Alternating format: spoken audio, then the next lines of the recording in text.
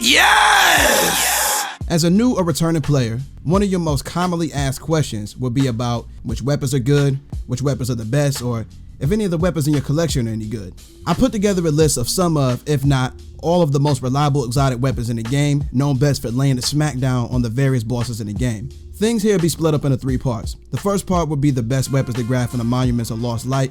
The second part would be rewards from completing exotic quests. And the final part would be about weapons that randomly drop that you might own and had no idea how viable they are. Figuring out which weapons are worth your exotic slot can be difficult, but I can guarantee that you will be significantly more raid ready and endgame PvE ready after acquiring these weapons. Before you do anything, you'll want to visit a tower and visit the golden statue between the vaults. This is a kiosk known as the Monuments to Lost Lights. This kiosk is home to every past exotic weapon that was only available via quest, the season pass, or a random drop from a raid that's no longer in the game. Since the quests are no longer present in the game, you'll have to do some grinding in order to accumulate the currency to purchase these weapons. The rarest ones to obtain will be the exotic ciphers and ascended shards. Once a week, you can acquire a quest from Zerg that will reward you an exotic cipher, and ascended shards can be crafted at the gunsmith, but they can also drop from the Trials of Osiris Lighthouse chest, as well as Master and Grandmaster difficulty Nightfall strikes. There's also a section of the Monuments to Lost Light known as Legacy Gear, and here you'll find all of the various pinnacle and ritual weapons from the past. I'm gonna go ahead and say that aside from Felwinter's Lie and the Point of the Stag, all of the weapons here are sunset and can't be infused to present day power levels. If you want to collect these weapons for the sole purpose of doing so,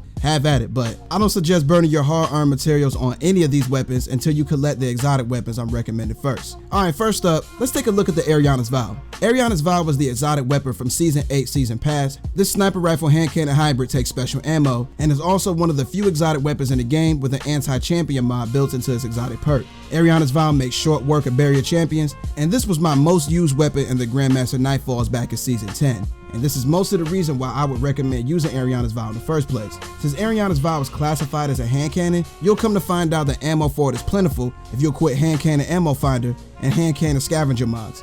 No joke. I've done this in the past and was able to run through entire strikes exclusively using Eriana's Vow and never ran out of ammo. And this is one of the only special weapons in the game that could pull this off consistently. You know, I love it when an amazing exotic weapon has an equally amazing catalyst, because the catalyst for Eriana's Vow increases its magazine size by 3 and gives it the same benefits as the auto-loading holster perk. So you will never have to worry about manually reloading this weapon. Eriana's Vow is easily one of my favorite exotic weapons, and it's one of the most powerful season pass weapons in the game to this day. In order to attain the catalyst for Eriana's Vow, you will have to complete a very long quest known as the Vow. This quest will become available to be picked up from Banshee 44 the moment that you purchase Eriana's Vow from the Monument to Lost Lights. This is a pretty lengthy quest, but the final step will require you to kill a whopping 700 enemies with the Eriana's Vow. Be advised that you have to own the Shadowkeep expansion in order to purchase Eriana's Vow from the Monuments to Lost Light kiosk. From the Season 11 pass, we were given the exotic kinetic breech-loaded grenade launcher, the Witherhoard. The Destiny community took an instant liking to this weapon due to its ability to lock down areas,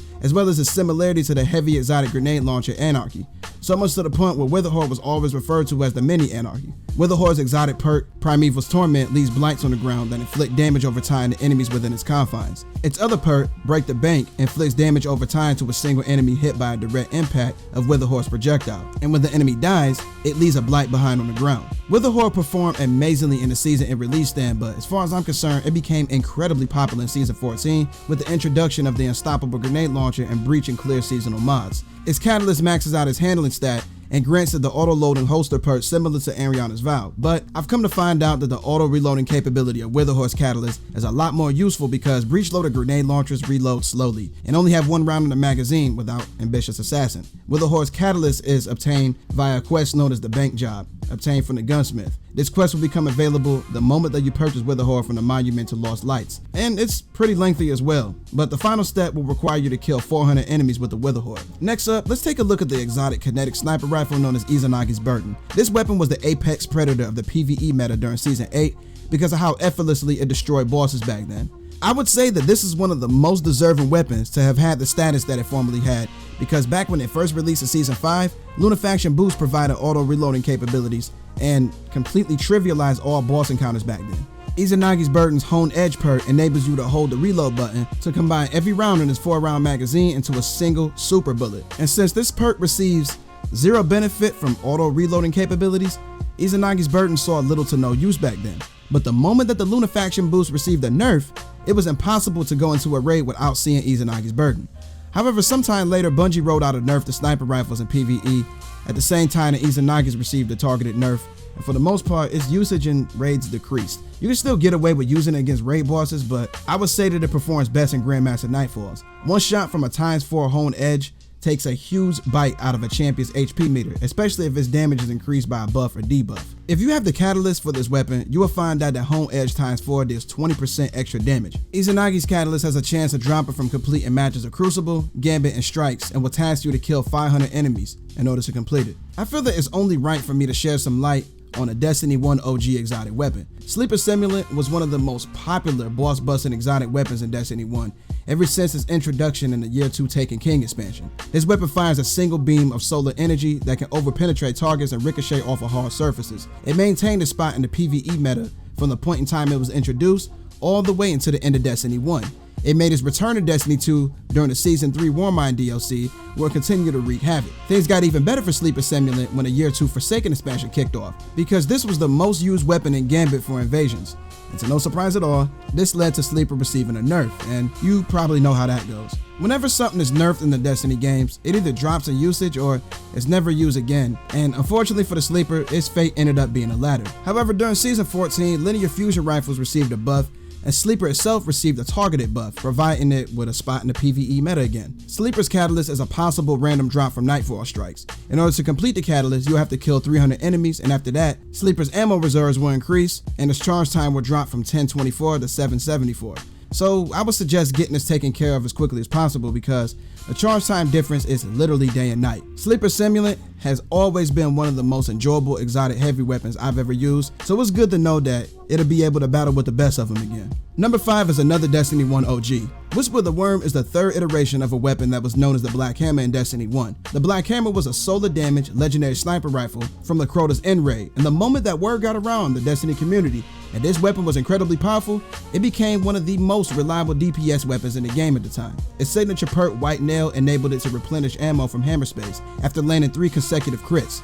It was possible to completely melt bosses provided that you didn't miss. And get ready for it, drumroll, Black Hammer was eventually nerfed. Going into Year 2 of Destiny 1, this weapon alongside all of the other legendary gear in the game was sunset and couldn't be brought up to Year 2 power levels. However, Black Hammer received a second win as it was repurposed into an exotic sniper rifle known as the Black Spindle. Black Spindle and Black Hammer were literally the same exact weapon, except Black Spindle was exotic. Anyways, it was great news that the Black Hammer returned as an exotic, despite the fact that Black Hammer retained a nerf to White Nail. But that didn't stop this weapon from being used by pretty much everybody in the Destiny community who enjoyed raiding. Now, in the third season of Destiny 2, we were given Whisper of the Worm, the enhanced successor of the Black Hammer and the Black Spindle. However, the main difference is that Whisper of the Worm existed in the heavy slot. There was 2 reasons why this was a factor. For one, all weapons that currently take special ammo, for the exception of trace rifles, existed in a heavy slot before the Forsaken expansion release. And number 2, even if this wasn't the case, Whisper was entirely too powerful to be a special weapon. No differently than its D1 predecessors, Whisper of the Worm was a literal monster and put in more than its fair share of work against bosses. This eventually led to the White Nail perk being nerfed the same exact way it was in D1, and afterwards, ammo will be pulled from its reserves instead of out of thin air. Whisper hasn't been present in the PvE meta for quite some time, but I recommended it because it's still incredibly powerful. Sniper rifles are high risk, high reward weapons because if you aren't hitting crits, their damage is very subpar. And it's common knowledge that if a boss has a huge crit spot, you can always get away with using a sniper rifle. Now, don't sleep on this weapon because it's still a beast even after being nerfed. And I wanted to mention that Whisper does have a catalyst, but it's currently unobtainable. But the moment that it does become accessible again, I'll either upload an update video or post an update in the comment section or in the description section of this video. Aside from the 5 exotic kiosk weapons I suggested, there are 3 quest-based exotic weapons that you should definitely get your hands on. Since these weapons are quest-based, you don't have to grind your life away for currency to obtain them. These quests are entirely possible to complete solo, so you're allowed to complete them at your own pace. Once you completed the quest known as the Journey on the Moon, you'll be rewarded with the solar damage exotic machine gun, Xenophage. At first glance, Xenophage may come off as completely unappealing because based on perks alone, it doesn't have any truly unique traits.